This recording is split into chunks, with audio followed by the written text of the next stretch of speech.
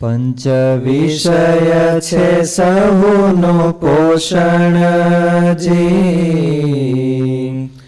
જેમ જન જીવે ખાઈ અન્ન કણજી,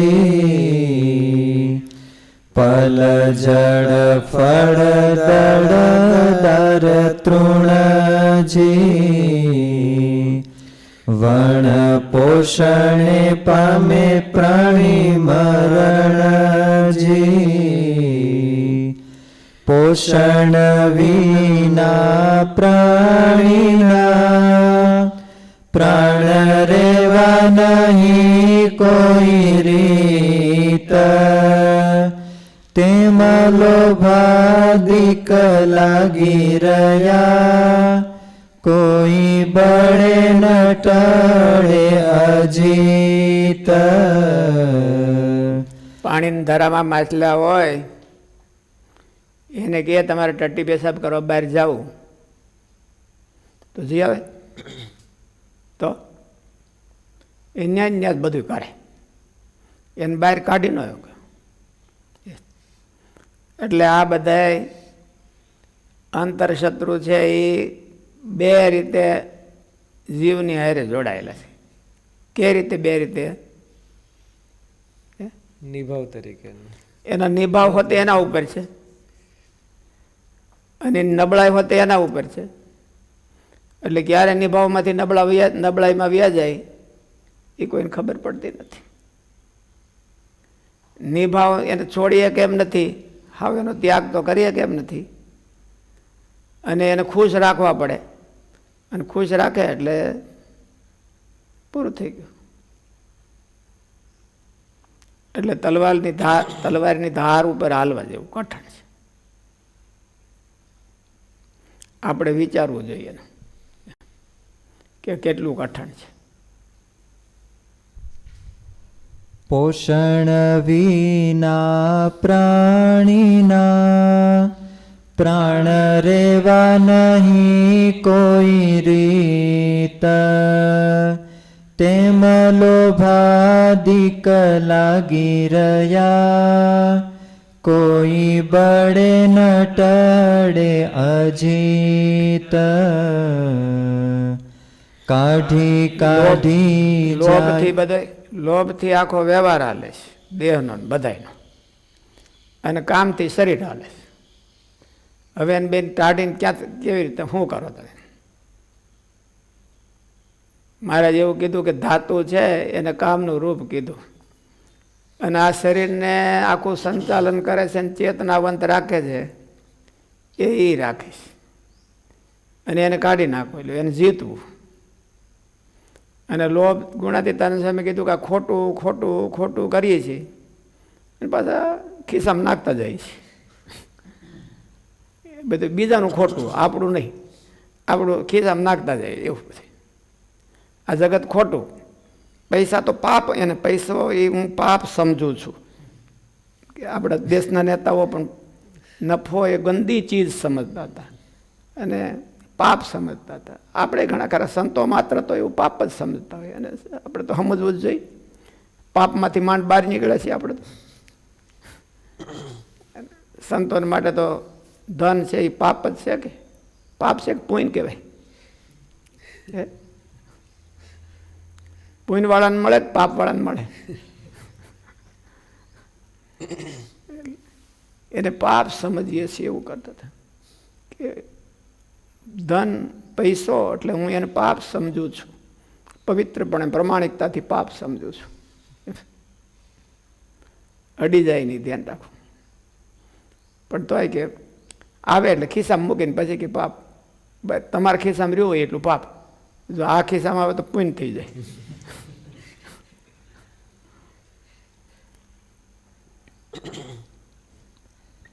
કાઢી કાઢી જાય કાઢવા, ત્યાગી ત્યાગી કરવા ત્યાગ, મુવા સુધી મૂકે નહીં, ભીતરમાંથી ભાગ.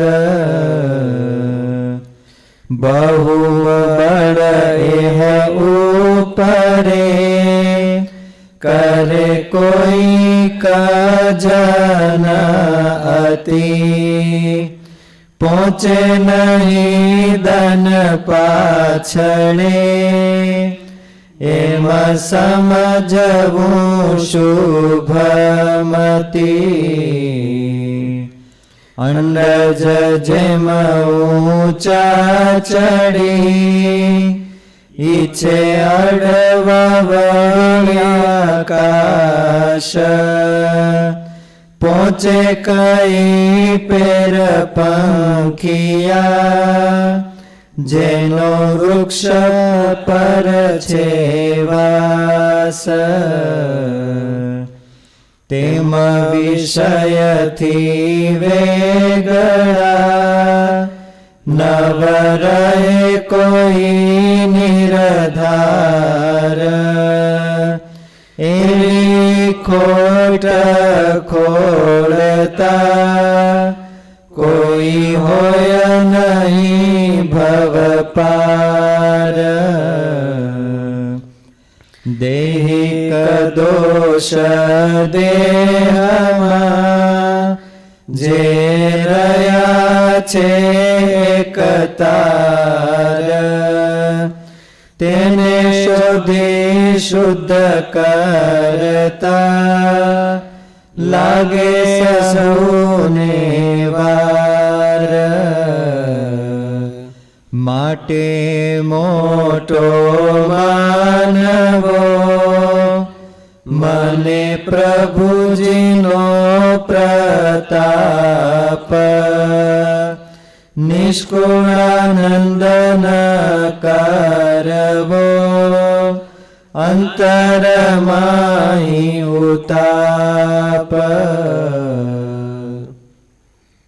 જો એને ભગવાનનો મહિમા સમજાઈ જાય એને આશરો થાય તો એને ઉતાપ ન રહે. આ બધાય હોય તોય એની હાજરીમાં ન રહે. અને જો એને આશરો ન થાય તો ગમે એવો થાય તો ઉતાપ માટે નહીં. તો બેને શું કરવું? પોતાને નિર્દોષ માનવા.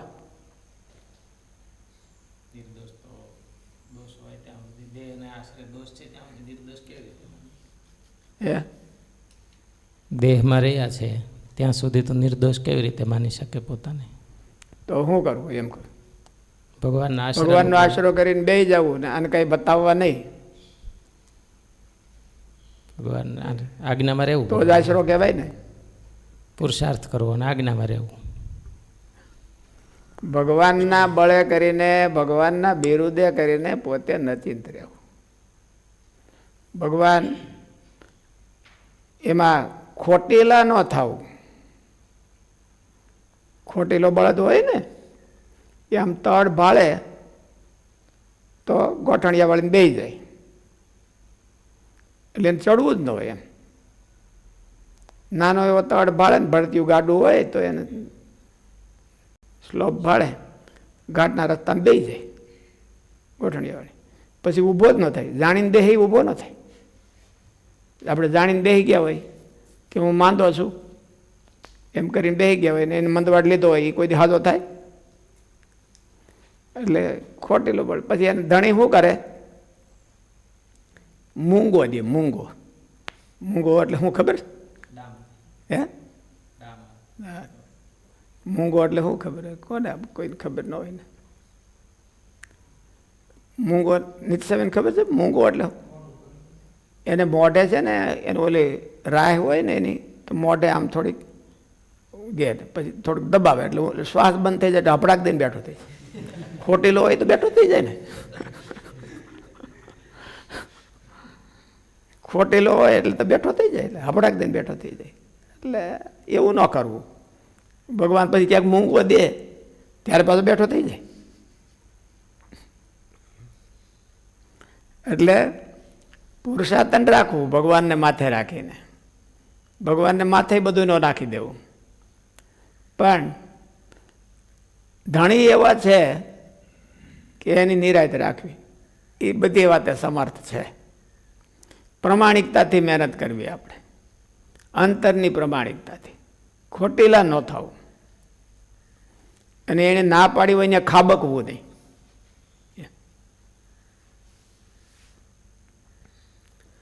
કડવું નંબર 15. આ જીવ પંચ વિષયને આધારે જીવે છે.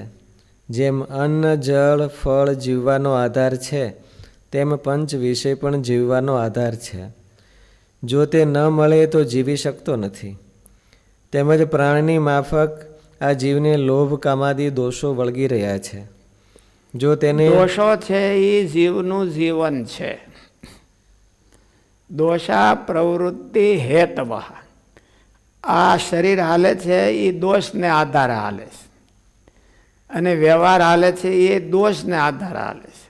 આ જગત છે એ દોષમાંથી નીકળ્યું છે, સદગુણમાંથી નથી નીકળ્યું. એક ભગવાનના સદગુણમાંથી નીકળ્યું છે, ભગવાનની કરુણામાંથી નીકળ્યું છે. અને માણસો બધા જીવ છે એના દોષમાંથી આ જગત થયું છે. માણસનો જન્મ થાય છે એ કામમાંથી થાય છે, સૃષ્ટિ થાય છે કામથી થાય છે. વ્યવહાર હાલે છે લોભથી હાલે છે, નકર કોઈ કમાવા જ જાત નહીં. માલિપા બેઠો છે એટલે દોષા પ્રવૃત્તિ હેતવ. એના વિના જો એ દોષ ન હોય તો માણસ મરી જાય. આ શરીરમાં બહુ ટોનિક હોય એટલે જીવે એવું નહીં, મળ હોય તો જીવે. જો મળ હાવ ખલાસ થઈ જાય તો પછી એને પૂરું થઈ જાય. એટલે વધારેમાં વધારે ઇમરજન્સી ક્યારે થાય? લૂઝ મોશન થયા હોય ત્યારે. જલ્દી એને બાટલા ચડાવો અને ઓલું કરો, અને એમાં બહુ લાંબુ વાટ નહીં જોવાની.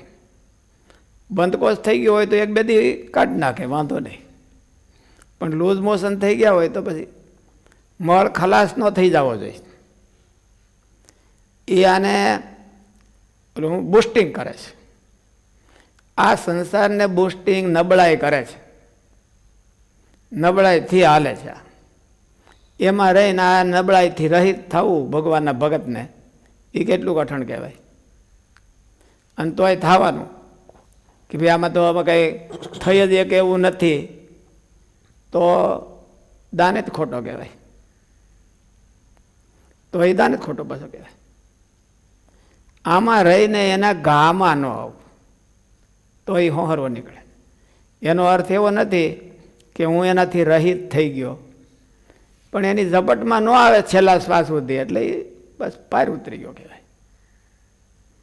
કાંઈ એનામાં નથી એવું નથી, એને લોભ નથી કે એનામાંથી કામ વયો ગયો. એ મહારાજે જે વચનામૃતમાં વિવેચન કર્યું છે એના આધારે કોઈ એવું કહી ન શકે. પણ મહારાજની આજ્ઞા લોપે એવું કાંઈ ન કરે એનાથી પ્રેરાઈને. મહારાજ રાજી થાય એવું કરે એનાથી, તો એ જીતી જાય. અને એટલી ખોટાઈ ન રાખવી કે હવે આપણે તો આમાં જ પડ્યા છીએ તો એક બે